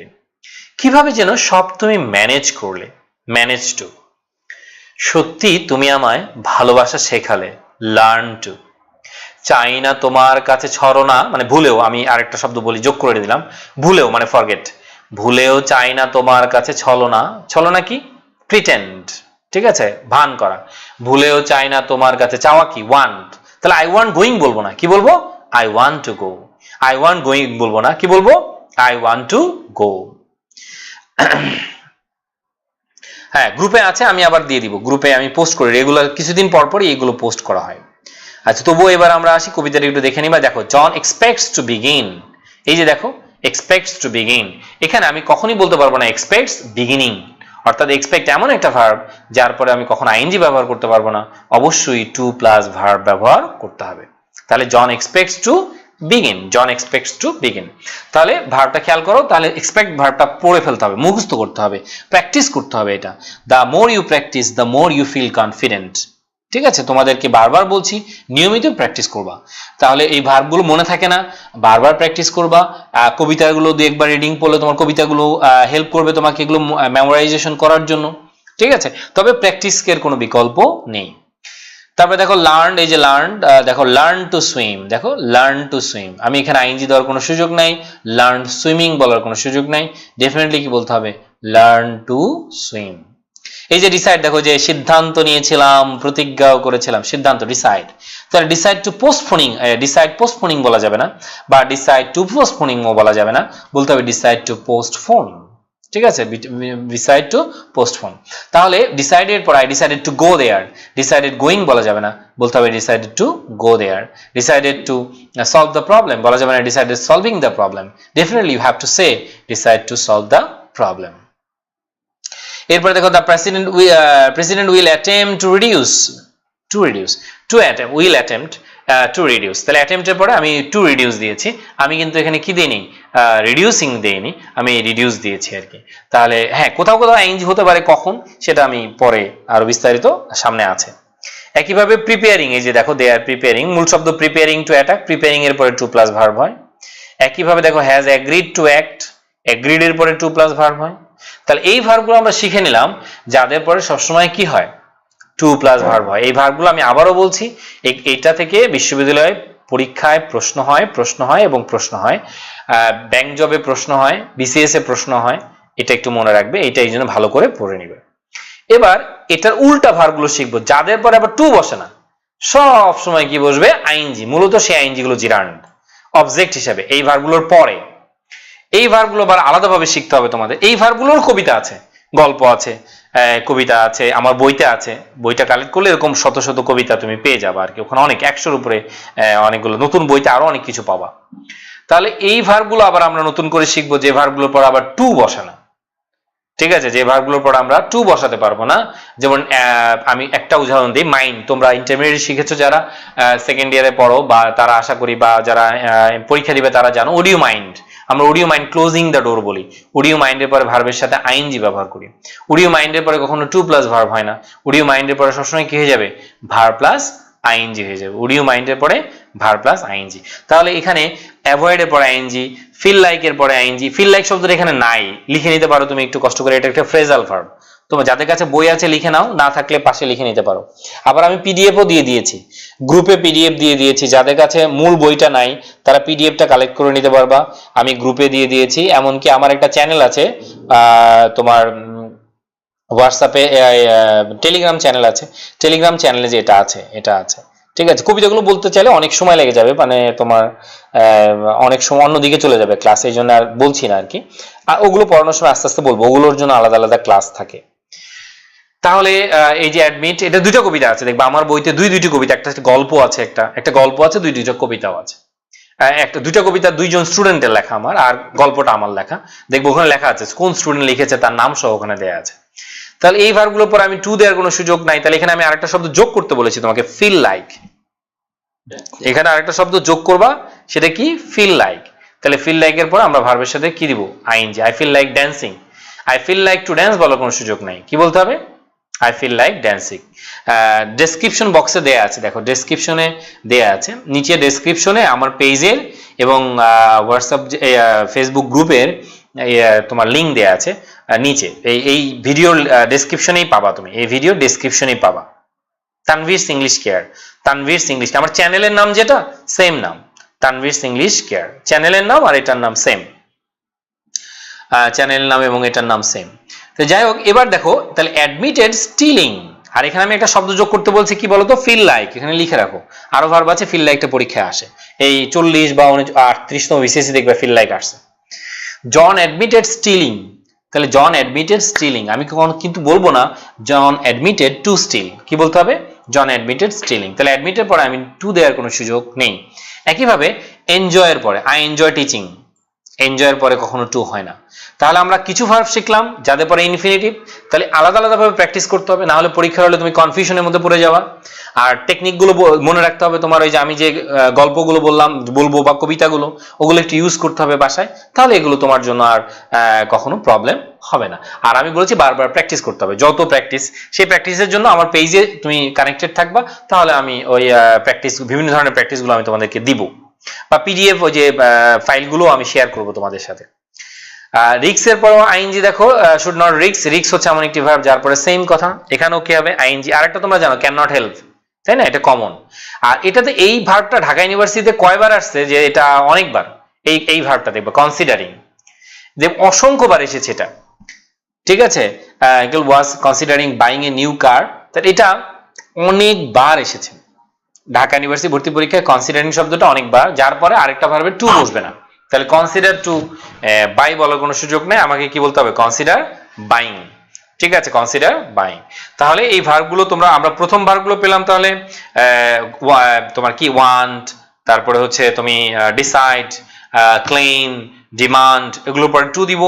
আর এনজয়, মাইন্ড, ফিল লাইক, ঠিক আছে, মিস, রিস্ক, প্রপোজ, তোমার ডিসকাস, এদের পরে আমরা আবার কি ব্যবহার করব, আইএনজি ব্যবহার করব। রিপোর্ট, রিপোর্ট, এই যে দেখো রিপোর্ট, রিপোর্টের পরেও আইএনজি আছে, রিপোর্টের পরেও আইএনজি, রিপোর্ট একটা ভার্ব কিন্তু এখানে, এই রিপোর্টের পরেও কি ব্যবহার করব, তাহলে আমরা আইএনজি ব্যবহার করব। সেম কথা, would you mind, would you মাইন্ডের পর আমি কিছুক্ষণ আগেই তোমাদের একটা কথা বলেছি, উড ইউ মাইন্ড দিয়ে কি ভার্বের সাথে ING, would you mind not smoking in this office, ঠিক আছে, would you mind not smoking in this office. হ্যাঁ, যদি ময়মনসিংহ এ নাও পাও, তুমি করে নিতে পারবা, কুরিয়ারে নিয়ে নিতে পারবা, রকমারি বা আমাদের নিজেদের বইপড়ি আছে, তোমার ওয়েবসাইট আছে, ওখানে অর্ডার করতে পারবা, তোমার ঠিকানায় চলে যাবে। তাহলে উড ইউ মাইন্ডের পরে ভার্বের সাথে আমরা কি শিখেছি, আইএনজি, সেটা আমরা ইতিমধ্যে বললাম। তাহলে এবার দুটার মধ্যে পার্থক্যটা খেয়াল করে দেখো, এই যে দেখো, we decided not to buy, we regretted not going, দেখো নটটা কোথায় বসেছে, জিরান্ড এবং ইনফিনিটিভের আগে, এই কথাটা মনে রাখবা, খুবই ইম্পর্টেন্ট, এই যেখানে বলেই দিয়েছে, এইটা একটু শেয়ার করি, এই যে নোট, এই নোটটা মনে রাখবা। The sentences, these sentences are made negative by adding the negative particle or not কিন্তু একটা adverbial particle before the infinitive or gerund, gerund এবং infinitive আগে not ব্যবহার করে নেগেটিভ করা যায় সেন্টেন্সটাকে। যেমন এখানে দেখো not, এই নটটা বসেছে কোথায় দেখো, ঠিক টু প্লাস ভার্ব এবং আইএনজির আগে, ঠিক টু প্লাস ভার্ব এবং আইএনজির আগে বসেছে। আর রিগ্রেট হচ্ছে এমন একটা ভার্ব যার পরে আইএনজি বসে, ডিসাইড এমন একটা ভার্ব যার পরে টু প্লাস ভার্ব বসে, যার পরে কি বসে, টু প্লাস ভার্ব বসে, ঠিক আছে, টু প্লাস ভার্ব বসে। আচ্ছা, তাহলে এইটা তো তুমি পেলাই, এটার পরে আর তাহলে টু প্লাস আইএনজি। আর এর পরের নিয়মটি আরো বেশি গুরুত্বপূর্ণ, কারণ এটা আরো কনফিউশন তৈরি করবে তোমার মধ্যে, কারণ এই ভার্বগুলোর পরে টু এবং আইএনজি দুটেই বসতে পারে। তাহলে এই যে দেখো আইদার, এই কয়টা ভার্ব তোমাকে ঝামেলা তৈরি করবে পরীক্ষার হলের মধ্যে। আরো দু একটা ভার্ব আছে, বাট এই কয়টাই তোমার জন্য ঝামেলা করার জন্য যথেষ্ট। যারা আমার 200 ম্যাজিক রুলস ইংলিশ গ্রামার বই কিনেছো বা পড়েছো তারা 85 নাম্বার পেজে এই জিনিসটি পাবা, বিস্তারিত আছে সেখানে।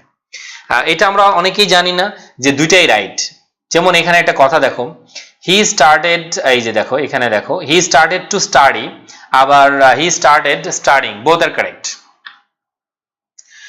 তাহলে হি স্টার্টেড টু মূলত অ্যাডভার্বিয়াল পার্টিকেল, ঠিক আছে? পার্টিকেল নিয়ে কথা বলতে গেলে অনেক সময় লাগবে।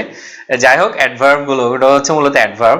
তুমি যদি ফ্রেজাল ভার্ব পড়তে যাও তাহলে পার্টিকেল সম্পর্কে বিস্তারিত আলোচনা আছে, ঠিক আছে? বিস্তারিত আলোচনা আছে। যেমন আমরা অনেক সময় বলি না যে গো অফ, তাহলে ওই অফটা তো অ্যাডভার্ব, ওইটা কিন্তু একটা পার্টিকেল, ঠিক আছে? ওটা একটা পার্টিকেল।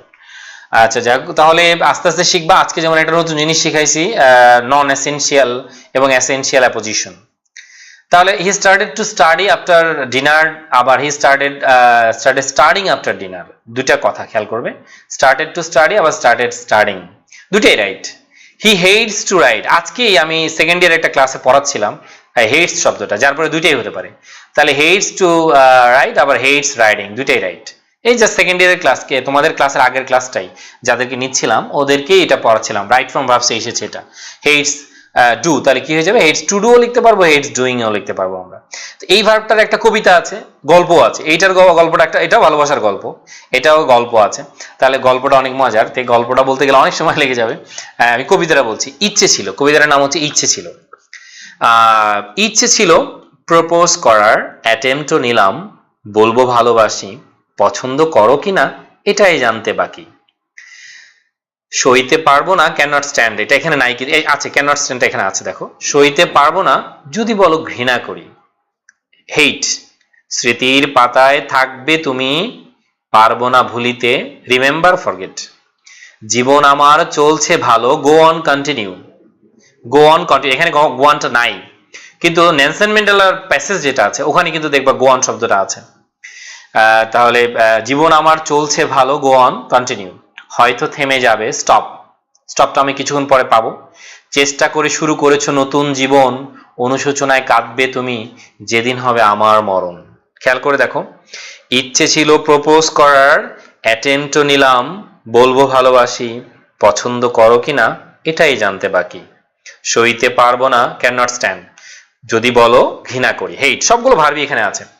স্মৃতির পাতায় থাকবে তুমি, পারবো না ভুলিতে, জীবন আমার চলছে ভালো, হয়তো থেমে যাবে তোমার ভালোবাসা না পেয়ে। অনেকে আছে পাগলামি করে না, এই যে দেখো ঢাকা ইউনিভার্সিটি একটা ছেলে আত্মহত্যা করলো।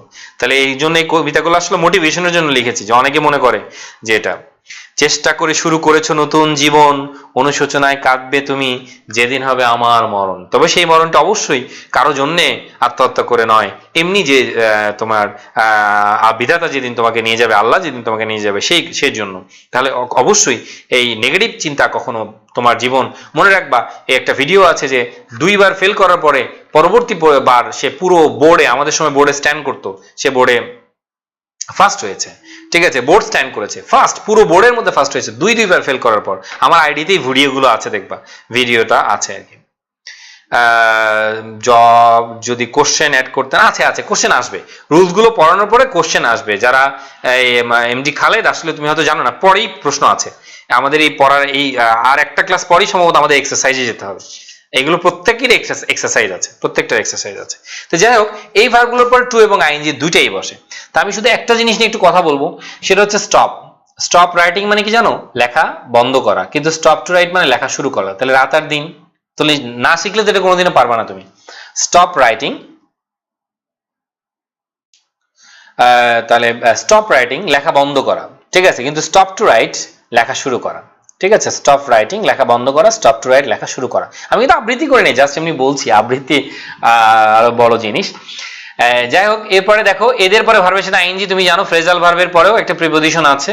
তাহলে এদের পরে ভার্বের সাথে আইএনজি হয়ে যাবে, দেখো approve of, give up, rely on. তাহলে এদের পরে ভার্বের সাথে আইএনজি। তাহলে এগুলো অ্যাপ্রোপ্রিয়েট প্রিপোজিশন বা ফ্রেজাল ভার্ব, এগুলো মুখস্থ করে ফেলবে, এগুলো পরীক্ষায় আসে। আমি অ্যাপ্রোপ্রিয়েট প্রিপোজিশনের ক্লাসে এগুলো নিয়ে বিস্তারিত কথা বলবো। শুধু এতটুকু মনে রাখবো, এদের পরে ভার্বের সাথে কি হবে? আইএনজি হয়ে যাবে। এদের পরে ভার্বের সাথে আইএনজি হয়ে যাবে। ঠিক আছে, ইনশাল্লাহ ভালো কিছু করবা খালেদ, চেষ্টা করে যাও। ঠিক আছে, আমি সবসময় একটা কথা বলি স্টুডেন্টের জন্য, নেভার সে ডাই। দেখবা আমার সব জায়গায় লেখা থাকে এটা, নেভার সে ডাই। কখনো হতাশ হবে না।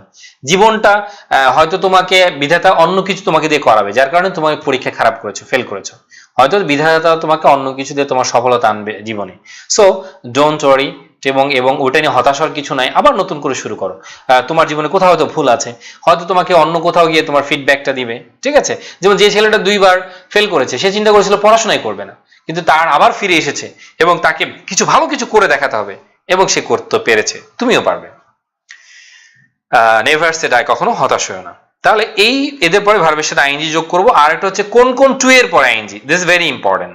কোন কোন টু এর পরে আইএনজি বসে, এখানে 3টা আছে, কিন্তু আমার বইগুলোতে কিন্তু অনেক বেশি আছে। With a view to, look forward to, habituated to, addicted to, accustom to, ঠিক আছে, টেক টু, অল্টারনেটিভ টু, ঠিক আছে, এরকম অনেক আছে। Get round to, get around to, অনেকগুলো আছে। যে টু গুলোর পরে object to, committed to, contribute to, confess to, object to, ঠিক আছে, এইদের পরে আমরা কি দিব, ভার্ব প্লাস আইএনজি। কোন কোন টু এর পর আইএনজি, এটা তোমার জানতে হবে। এই নিয়মটা খুবই গুরুত্বপূর্ণ। এই 3টা, এই পরের পার্টটা, প্রোনাউনের পরের পার্টটা কিন্তু সবগুলোই তোমার জন্য ইউনিভার্সিটি অ্যাডমিশনের জন্য বা তোমার বিসিএস এর জন্য খুবই গুরুত্বপূর্ণ। তাহলে object to, look forward to, confess to, এদের পরে ডেফিনেটলি ভার্বের সাথে আইএনজি ব্যবহার করতে হবে। অবশ্যই এখান থেকে তো প্রশ্ন হয়, মেডিকেল অ্যাডমিশন ইংলিশের জন্য অবশ্যই, কারণ এখান থেকেই তো প্রশ্ন হয় ইংলিশের জন্য। তবে হ্যাঁ, মেডিকেল অ্যাডমিশনের যে তোমাদের 15 মার্ক কিছু প্যাটার্ন আছে, ওগুলো আমি একদিন বলবো, যে কোন একদিন তোমাদের লাইভে তোমাদের আমি ক্লাস দেখাবো যে কোন ইউনিটে কি ধরনের প্রশ্ন আসে পরীক্ষায়। ঠিক আছে, তোমরা আমার আইডিতে গেলেও পাবা, আমার আইডিতে গেলে দেখবা যে আলহামদুলিল্লাহ আমি তো অনেক বছর ধরে, প্রায় 2001 টু 2020 বছর ধরে পড়াচ্ছি। সো এবং ভার্সিটি কোচিং আমার সফলতা সবচেয়ে বেশি। ঢাকা ইউনিভার্সিটি প্রথম, সেকেন্ড, থার্ড অনেক কিছু ইনশাল্লাহ আমার স্টুডেন্ট হয়েছে। তোমরা আমার আইডিতে গেলেই দেখতে পাবে তার প্রমাণগুলো। তো যেটাই হোক, তাহলে এই টু গুলোর পরে কি হয়, ভার্বের সাথে আইএনজি হয়। এরকম আরো অনেকগুলো টু আছে। তাহলে আমরা কি কি শিখলাম এখানে দেখো, গিভ আপ। তাহলে এবার আমরা প্র্যাকটিসে চলে আসলাম। এই যে গিভ আপ, গিভ আপ একটু খেয়াল করে দেখো, গিভ আপ।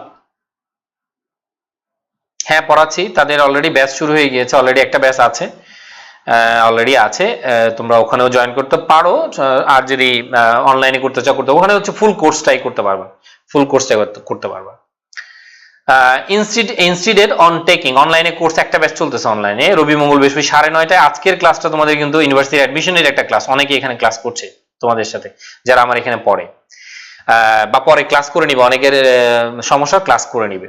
তাহলে ইনসিস্টেড অন, দেখো এই যেগুলো ফ্রেজাল ভার্ব, গিভ আপ এর পরে ভার্বের সাথে আইএনজি, গিভ আপ এর পরে ভার্বের সাথে আইএনজি, ঠিক আছে।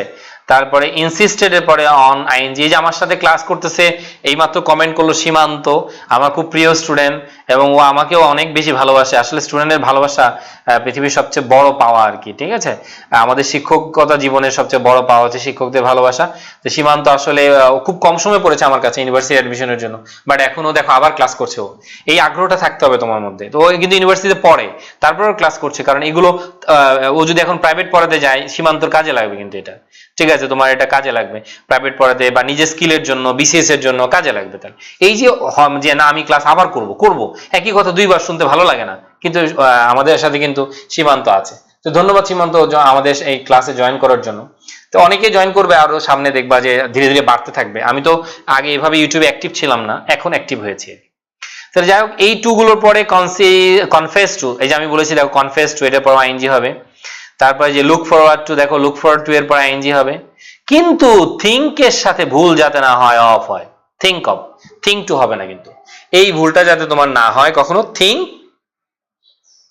টু হবে না কখনো, এটা যাতে কখনো তোমার না হয়। হ্যাঁ, এটা যাতে কখনো তোমার না হয়, এটা মাথায় রাখবে। তাহলে থিঙ্ক এর সাথে কি হবে, অফ, থিঙ্ক এর সাথে কি হবে, অফ, ঠিক আছে। Henry is thinking of going, তাহলে এটা মনে রাখবে, ঠিক আছে। ইনশাল্লাহ তুমি এগুলো পড়ো, আমি বাকি কথাগুলো বলবো, যেহেতু লাইভ তো সব তো আর বলতে পারছি না। ইনশাল্লাহ না ফ্যান, ঠিক আছে, তুমি চালিয়ে যাও, তোমার সফলতা ইনশাল্লাহ একদিন আসবেই, এটা আমার বিশ্বাস। তোমার যেহেতু এই যে আগ্রহ, তুমি যে কষ্ট করে ক্লাসটা করতেছো, অনেকে তো ধৈর্য নাই ক্লাস করার, তুমি ইনশাল্লাহ খালেদ অনেক ভালো কিছু করবা আর কি। সীমান্ত, যে উপরে সীমান্ত আছে, ওর সাথে যোগাযোগ করবা। আমার আগের যে স্টুডেন্ট গুলো আছে, যারা সফল স্টুডেন্ট, তাদের সাথে যোগাযোগ করবা। অনেকে আছে যে আর্থিক সমস্যায় খেতে পারে না এমন স্টুডেন্টও আছে আমার এখান থেকে, এখন ঢাকা ইউনিভার্সিটিতে পড়ে, ঠিক আছে, যাদের মানে দুপুরে কি খাবে সে জানে না, এরকম স্টুডেন্টও আছে। সো কষ্ট এক একজন মানুষের জীবনে এক এক রকমের কষ্ট। সো হতাশ হওয়ার কিছু নাই, এটা আল্লাহ তাআলা বিধাতা অনেক সময় মানুষকে অনেক কিছু দিয়ে পরীক্ষা করে। তাহলে উড বি বেটার অফ, এই যে অফ আছে দেখো, অফ আছে লিভিং হয়ে গেল, তাহলে বা এগুলোর পর আইএনজি হয়ে যায়। তাহলে এটা আমরা জেনে নিলাম। তাহলে কোন কোন টু এর পরে তাহলে কোথায় কোথায় আইএনজি পেলাম আমরা? প্রিপোজিশনের পরে আইএনজি পেলাম, তারপরে কিছু নির্দিষ্ট ভার্বের পরে আইএনজি পেলাম, তারপরে ইনফিনিটিভের পরে নির্দিষ্ট কিছু টু এর পরে আমরা আইএনজি পেলাম। আর অল্প কয়েক 2-3 মিনিট ক্লাস আছে, একটু খেয়াল করো। অ্যাজিটিভের পরে, যে অ্যাজিটিভের পরে এদের পরেও ভার্বের সাথে আইএনজি। এই যে দেখো অ্যাকাস্টম টু এখানে আছে, দেখো এখানে এই দুটো চিত্র ওঠে নাই, fond of, tired of, fond of, capable of, successful in, afraid of, ঠিক আছে, ইনসিস্ট, ইন্টেন্ট অন বা ইনসিস্ট অন, এদের পরেও ভার্বের সাথে আইএনজি হবে। হ্যাঁ, এদের পরেও কি হবে? তাহলে আইএনজি হয়ে যাবে। তাহলে দেখো যে অ্যাফ্রেড অফ গেটিং, যেহেতু প্রিপোজিশন আছে, দেখো অ্যাফ্রেড অফ গেটিং যেহেতু প্রিপোজিশন আছে। তারপরে দেখো accustom two sleeping, accustom two এর পরে আমি বলেছি ভার্বের সাথে আইএনজি হয়। তারপরে দেখো capable of, capable of understanding, কিন্তু অ্যাবলের সাথে টু হয়, এটা মনে রাখবো আবার। ক্যাপাবল সাথে অফ হবে, কিন্তু অ্যাবলের সাথে টু হবে। অ্যাবল টু কিন্তু ক্যাপাবল অফ, অ্যাবল টু কিন্তু ক্যাপাবল অফ। ইন্টেন্ট অন, দেখো intent on fishing, intent on এর পরে ভার্বের সাথে আইএনজি, দেখো intent on fishing, intent on, তারপরে ভার্বের সাথে আইএনজি। ফন্ড অফ, দেখো fond of dancing, fond of dancing, দেখো তাহলে সবগুলোর সাথে প্রিপোজিশন আছে। এগুলো অ্যাপ্রোপ্রিয়েট প্রিপোজিশন গুলো পড়ে ফেলবা। ইন্টারেস্টের সাথে ইন বসে, অ্যাপ্রোপ্রিয়েট প্রিপোজিশনে কিন্তু আমার অনেক কবিতা আছে। এই অ্যাপ্রোপ্রিয়েট প্রিপোজিশন অনেকগুলো লেকচার আছে ইউটিউব চ্যানেলে, তোমরা একটু কষ্ট করে দেখে নিবা। ইউটিউব চ্যানেলে অনেকগুলো লেকচার আছে অ্যাপ্রোপ্রিয়েট প্রিপোজিশন মনে রাখার জন্য, টেকনিকগুলো। প্রায় শেষ। কিছু নাউন আছে, তারপরেও প্রিপোজিশন, তারপরেও ভার্বের সাথে আইএনজি হবে। দেখো choice of, excuse for, intention of, method for, reason for, possibility of, এদের পরেও কি হবে? ভার্বের সাথে আইএনজি হবে। তাহলে দেখো এই যে excuse for dropping, excuse for dropping, possibility of acquiring, দেখো ভার্বের সাথে ING, possibility, reason for living, reason for living, এখানে রিজনের সাথে ফর বসে, তারপর ভার্বের সাথে ING, reason for living. Method for evaluating, method for evaluating. এখানে একটা কথা লিখেছি, এনি টাইম, এই যে দেখো any time a preposition is followed directly by a verb, the verb will be in the gerund form. এই কথাটা মনে রাখবা, প্রিপোজিশনের পরে যদি কোনো ভার্ব আসে তবে অবশ্যই সেটা আইএনজি হবে এবং সেটা জিরান্ড ফর্ম ব্যবহার করতে হবে, মানে আইএনজি ফর্ম ব্যবহার করতে হবে। তাহলে প্রিপোজিশনের পরে টু প্লাস ভার্ব ব্যবহার করার কোনো সুযোগ, অন্য কোনো জিনিস ব্যবহার করার কোনো সুযোগ নাই। যদি ভার্ব আসে আমি আইএনজি দিব। আর টু এর পরে base form, to plus verb হচ্ছে ইনফিনিটিভ, এটা কিন্তু প্রিপোজিশন না। কিন্তু হ্যাঁ, টু যুক্ত কিছু শব্দ আছে যার পরে আইএনজি, যেটা আজকে আমরা শিখলাম। তাহলে দেখো আফটার লিভিং, এই যে দেখো আফটার লিভিং, আফটার লিভিং। তারপরে দেখো instead of moving, instead of moving. Okay, তাহলে এটা বুঝতে পেরেছো। দেন এই যে অ্যাডজেক্টিভ, এই অ্যাডজেক্টিভ গুলোর পর টু বসে, এদের পরে আবার কখনো জিরান্ড হয় না, ইনফিনিটিভ বসে। এই অ্যাডজেক্টিভ গুলোর পরে ইনফিনিটিভ বসে, যেমন it is easy to say but difficult to do, ঠিক আছে, it is easy to say, যে ইজি আছে দেখো, তাহলে ডিফিকাল্ট আছে, তাহলে it is easy to say but difficult to do, it is easy to say but difficult to do. তোমাদের বলেছিলাম ক্যাপাবলের সাথে অফ হয়, কিন্তু অ্যাবলের সাথে টু হয়। এই যে দেখো এখানে ওরা নোট করে দিয়েছে, কারণ এটা ইম্পর্টেন্ট, পরীক্ষা আসে। এই যে দেখো এটা ইম্পর্টেন্ট, পরীক্ষা আসে। কি বলেছে? Able means the same as capable, capable. কিন্তু দেখো এই যে অ্যাবলের পরে টু, এই যে দেখো অ্যাবলের পরে টু, অ্যাবল টু হ্যান্ডেল কিন্তু capable of handling, able to handle কিন্তু capable of handling, able to handle কিন্তু ক্যাপাবল অফ হ্যান্ডেলিং। ওকে, এবার একটু দেখো যে এদের পরে যে টু বসে অ্যাডজেক্টিভ গুলো এখানে আছে, এগুলো একটু দেখে নিবা পরে। এদের পরে টু প্লাস বা eager to, dangerous to, ready to, difficult to, uncommon to, please to, এগুলো আর কি। আর এই যে লাস্ট আলোচনা, দেখো একটা মজার জিনিস, দেখো এই তিনটা ভার্বের পরে টু প্লাস আইএনজি দুইটাই বসে, আরো আছে ভার্ব, বাট এই তিনটা খুবই ইম্পর্টেন্ট। এই তিনটা ভার্বের পরে যখন তুমি আইএনজি দিবে তাহলে একরকম মিনিং হবে, আর যখন টু দিবে আরেক রকম মিনিং হবে। কিছুক্ষণ আগে কিন্তু আমি একটা কথা বলেছি তোমাদের, যে স্টপ রাইটিং, এই যে এটা ক্লিস্টোফেলের মধ্যে আছে, এই যে দেখো যে দুইটাই রাইট কিন্তু মিনিং আলাদা।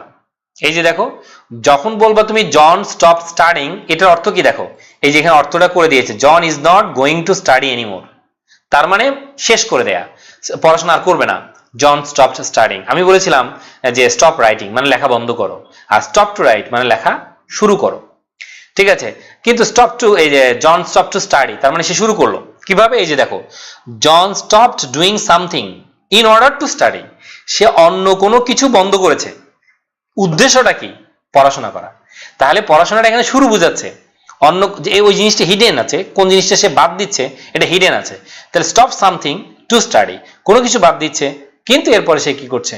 পড়াশোনা করছে, টু স্টাডি। তাহলে অনেকেই এটা জানতো না যে স্টপের পরে দুইটাই হতে পারে, কিন্তু অর্থই আলাদা। এগুলোর ক্ষেত্রে অর্থ আলাদা, এগুলোর ক্ষেত্রে অর্থ আলাদা। আমি একটা এক্সাম্পল দিই, রিমেম্বার দিয়ে আমি ধরো 5 বছর আগে কক্সবাজার গিয়েছিলাম, তাহলে আমি বলতে পারি I shall always remember visiting Cox's Bazar. দেখো আমি ভিজিটিং বলেছি, আইএনজি। যেটা তোমার জীবনে ঘটে গেছে রিমেম্বারের ক্ষেত্রে সেটা আইএনজি দিবা। তাই I shall always remember visiting Cox's Bazar, তার মানে অলরেডি কিন্তু ভিজিটটা হয়ে গিয়েছে, ভিজিটটা অলরেডি হয়ে গেছে। I shall always remember visiting Cox's Bazar, ভিজিটটা already হয়ে গেছে। কিন্তু তোমাকে আমি বলতেছি ওকে সামনের কোনো ঘটনা, তাহলে ইনফিনিটিভ হবে, ফিউচার। যেমন please remember to call me, please remember to help me, ঠিক আছে? Please remember to visit my page or group. তাহলে প্লিজ রিমেম্বার, তোমাদের বললাম যে ভুলো না কিন্তু পেজ বা ইয়েতে একটু ঘুরে আসবা। প্লিজ রিমেম্বার টু, এটা মাথায় রাখতে হবে, প্লিজ রিমেম্বার টু, এটা খুবই গুরুত্বপূর্ণ। তাহলে এরপরে যে এক্সারসাইজটা আছে এটা হচ্ছে লাস্ট, আজকের আলোচনার আমাদের লাস্ট। এরপরে অন্য আলোচনা শুরু হবে পুরান জিরান্ড ইনফিনিটিভ। এখান থেকে আমি আবার আগামী দিন এখান থেকে শুরু করব, এবং এখানে পরে আরো অনেক মজার তথ্য আছে, নিডের ব্যবহার আছে। তো যেহেতু অনেক সময় লাগবে আজকে আর এখানে করছি না। এটা এক্সারসাইজটা তোমরা করে নিবা, লাস্ট এক্সারসাইজ 13 পর্যন্ত তোমরা বাসায় এক্সারসাইজ করে ফেলবা, 13। তো রুলস গুলো আরেকবার পড়ে, লেকচারটা আরেকবার দেখে আরেকবার একটু পড়ে তুমি এক্সারসাইজ গুলো করে ফেলবা। আমি আগামী দিন এখান থেকে আবার শুরু করব, ঠিক আছে? এবং এখানে যদি কোনোটা ভুল হয় তোমার, তাই সেই ভুলটা আমার সাথে আলোচনা করবে এবং জানাবে, আমি যতটুকু পারি তোমাদের। যদি উড ইউ মাইন্ড ইফ হলে এটা V2 হয়ে যাবে। মায়াম আক্তার সোনিয়া যেটা বলেছে, উড ইউ মাইন্ড যদি ইফ বলি, would you mind if I used your pen. তবে কেমব্রিজ অ্যাডভান্স লার্নার্স একটা গ্রামার আছে, Cambridge grammar of English, Cambridge grammar of English, ওখানে বলেছে would you mind if I use দিলেও ভুল নয়, সঠিক। কিন্তু অধিকাংশ রাইটার এটাকে ভুল ধরেছে, অধিকাংশ রাইটার বলেছে উড ইউ মাইন্ড হলে এটা সেকেন্ড কন্ডিশনের মতোই হবে, if would you mind if I used your pen, would you mind if I used your pen, ঠিক আছে? Would you mind if I used your pen, okay? তাহলে এটা মনে রাখবি, would you mind if I used your pen. হ্যাঁ 2009 ভুলে গেছি, এটা ভুলে গেছি। তাহলে would you mind if I used your pen, I think তোমরা আর কখনো ভুলবা না এটা। উড ইউ মাইন্ডের পরে সরাসরি ভার্ব আসলে আইএনজি হবে, উড ইউ মাইন্ডের পরে সরাসরি ভার্বের সাথে আইএনজি হবে উড ইউ মাইন্ডের পর। আর উড ইউ মাইন্ডের পরে যদি ইফ থাকে তাহলে V2 ব্যবহার করতে হবে, ঠিক আছে? এটা মনে রাখবে। আর এটা হচ্ছে যে তোমাদের নেক্সট ক্লাস হচ্ছে ফ্রাইডে, আগামী শুক্রবার 9:30 দেখা হবে, রাত শুক্রবার 9:30 তোমাদের সাথে দেখা হবে। আমার সাথে যারা আছো ধন্যবাদ তোমাদেরকে, অসংখ্য ধন্যবাদ যে আমার সাথে তোমরা এতক্ষণ কন্টিনিউ করলা। তোমাদের সফলতা কামনা করছি, সবাইকে ধৈর্য ধরে সুস্থ থাকো, এই পরিস্থিতিতে সবাই যাতে সুস্থ থাকে এবং ভালো থাকো। আল্লাহ হাফেজ, আবার দেখা হবে। আজকের মতো এখানেই বিদায়। যদি কোনো প্রশ্ন থাকে আগামী দিন করবো, যেহেতু আজকে অনেকক্ষণ হয়ে গিয়েছে।